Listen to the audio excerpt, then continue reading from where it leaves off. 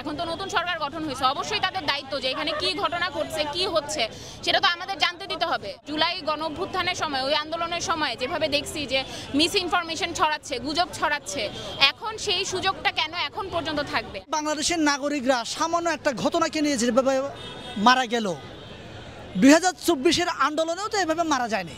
আরে যেটা মারা গেছে, আজকে যেটা বাইতুল মোকাররম মসজিদে হয়েছে এবং ঢাকা ইউনিভার্সিটিতে যেটা মারা গেছে, সব এক সূত্রে গাঁথা। এগুলো কিন্তু পরিকল্পিতভাবে এগুলো ঘটনা হচ্ছে। আমরা চাই যে সরকার তার সর্বোচ্চ জায়গা থেকে পাহাড়ের সমস্যাগুলো সমাধান করুক, এইটার গোড়াটা আসলে কি সেটা খুঁজে বের করুক।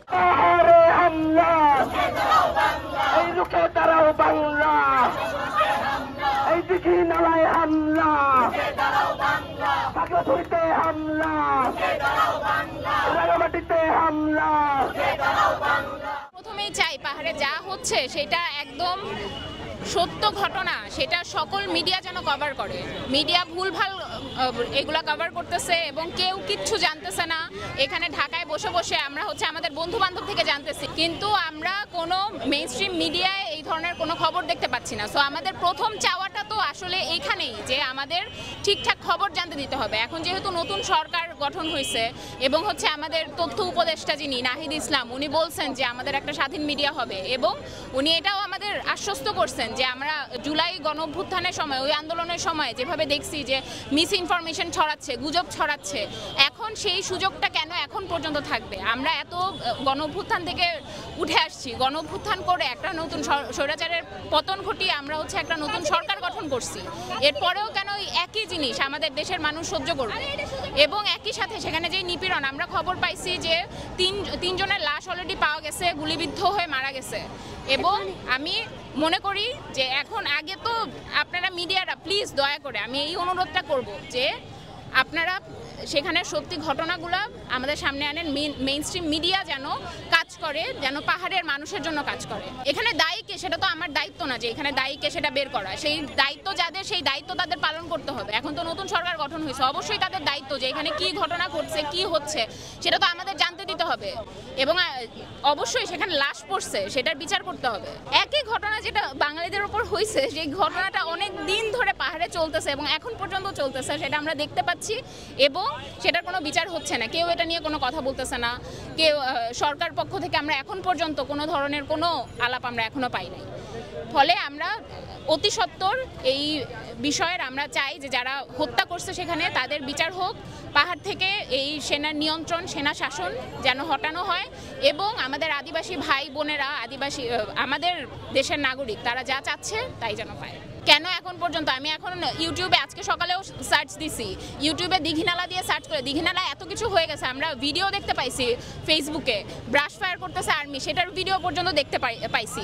অথচ আমি ইউটিউবে যখন সার্চ করতেছি তখন দীঘিনালা দিয়ে এখানে পর্যটনের কথা আসতেছে, এখানে অন্য কোনো এই বর্তমানের কোনো কথাই সেখানে আসতেছে না। সেটা কিসের জন্য, কি কারণে এই ঘটনা ঘটতেছে সেটা তো আমাদেরকে বলতে হবে। আমি একজন মানুষ হিসেবে আমি মনে করি যে পাহাড়ের যে নিপীড়নমূলক ঘটনাগুলো ঘটছে সেটা আজকেই ঘটতেছে, ব্যাপারটা এরকম না, এটা অনেক আগে থেকে ঘটছে। ফলে আমরা পাহাড়ের নিপীড়নের বিরুদ্ধে সবসময় কথা বলছি এবং কিছুক্ষণ আগে একটা বিষয় নিয়ে বিতর্ক হয়েছে, আপনারা দেখেছেন যে আমরা কেন সেনা শাসনের বিরুদ্ধে বলছি, আমরা কেন এখানে সন্ত্রাসীদের বিরুদ্ধে কেন বলছি না।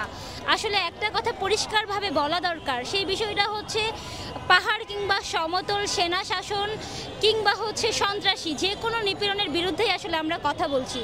নতুন বাংলাদেশ আমরা জানি যে এইখানে আসলে শত শত ছাত্র জনতার মধ্য দিয়ে আমরা একটা গণঅভ্যুত্থান পেয়েছি, আমরা একটা বিজয় পেয়েছি।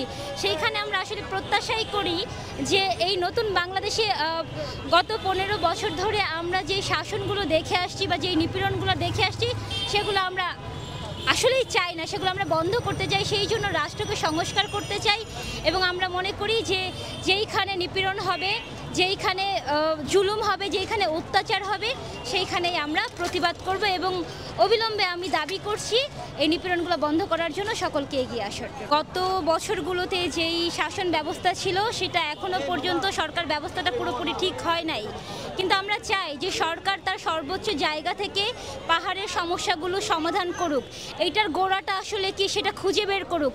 সেটা আসলে আমরা জনগণ হিসেবে যত টাকা করতে পারবো বা আমরা আমাদের দাবির মধ্যে থেকে যতটা করতে পারবো, সরকার চাইলে এটা দ্রুত সময়ে এই সমস্যার সংকটগুলো কোথায় আছে খুঁজে বের করে সমাধান করতে পারবে। আমাদের কাছে মনে হয়েছে এখনও পর্যন্ত আমরা যা দেখেছি সরকারের ভূমিকা, সরকার চাইলে আরও অনেক বড় ভূমিকা নিয়ে এই সমস্যাকে দ্রুতই সমাধান করতে পারে।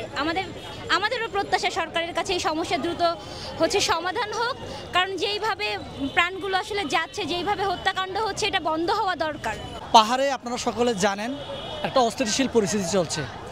এটা ক্ষুদ্র একটা বিষয়কে নিয়ে একটা বিশাল একটা দাঙ্গা শুরু হয়েছে।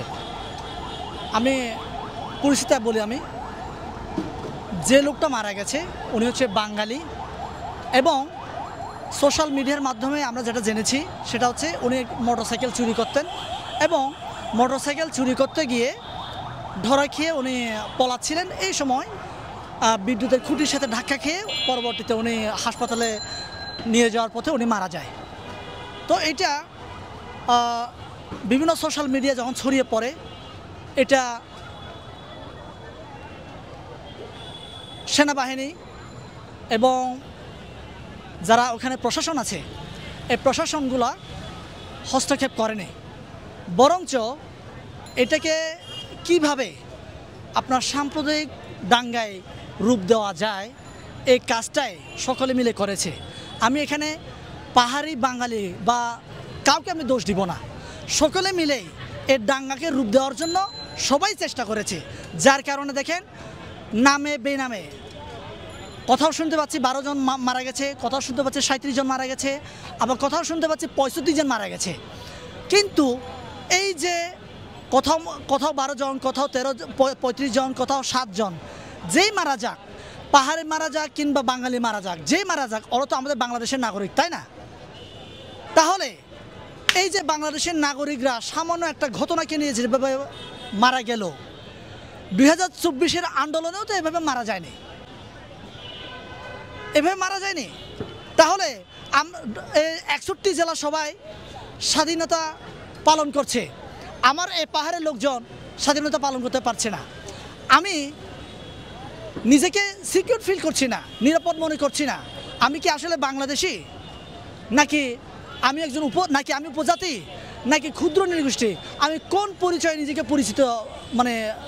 পরিচয় দিব? আমি পরিচয়হীনতায় ভুগছি। আমি এটা অবশ্যই রাজনৈতিক সংশ্লিষ্টতা আছে, রাজনীতি ইন্ধন আছে এখানে। রাজনৈতিক ইন্ধনের কারণেই কিন্তু এটা আজকে বেড়েছে। আপনারা সকলে জানেন যে আজকে ঢাকায় বাইতুল মোকাররম মসজিদে সামান্য একটা ইস্যুকে নিয়ে জুতো মারামারি হয়েছে, তাই না? ঠিক এইভাবে আবার ঢাকা ইউনিভার্সিটিতে ভাত খেতে গিয়েছে, তাকে ভাত খাওয়াইছে, ভাত খাওয়াইয়ে তাকে আবার মেরে ফেলা হয়েছে পিটিয়ে। এগুলো সবগুলো কিন্তু এক সূত্রে গাঁথা। পাহাড়ে যেটা মারা গেছে, আজকে যেটা বাইতুল মোকাররম মসজিদে হয়েছে, এবং ঢাকা ইউনিভার্সিটিতে যেটা মারা গেছে, সব এক সূত্রে গাঁথা। এগুলো কিন্তু পরিকল্পিতভাবে এগুলো ঘটনা হচ্ছে। তাই আমি বলবো যে সবাইকে, কে বাঙালি, কে পাহাড়ি, কে চাক, কে চাকমা, কে মারমা, কে খিয়াং, কে খুমি, আমি কোনো ব্যাখ্যায় বিশ্লেষণে যাব না। আমি একটা পরিচয়ে আমি নিজেকে পরিচয় দান করতে চাই, সেটা হচ্ছে আমি বাংলাদেশি, আমি একজন চাক। আমি আপনাদেরকে এটাই আহ্বান করতে চাই, আপনারা সকলে আমি বাঙালি, আমি মুসলমান, আমি হিন্দু, আমি খ্রিস্টান, আমি চাক, আমি পাহাড়ি, এই পরিচয় না দিয়ে নিজেকে একজন গর্বিত বাঙালি হিসেবে নিজেকে পরিচয় দেন। তাহলে আমরা বাংলাদেশকে আমাদের মতো করে আমরা সাজাতে পারবো।